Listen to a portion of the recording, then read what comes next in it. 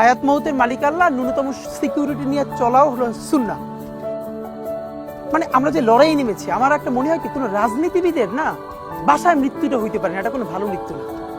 যিনি রাজনীতি করেন, যিনি লড়াই করেন, যিনি বিপ্লবী, যিনি সংগ্রামী, তার মৃত্যুটা হবে একটা সংগ্রামের মধ্য দিয়ে, একটা রাজপথে, একটা গ্লোরির মৃত্যু।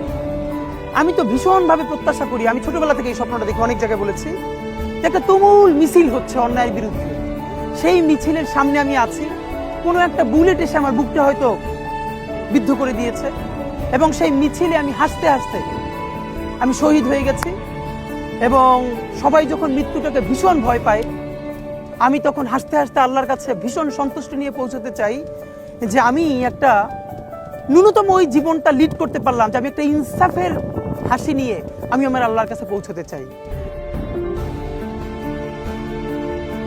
আমি চিরবিদ্রোহী বীর, বিশ্ব ছড়ায় উঠিয়াছি একা, চির উন্নত মানসী।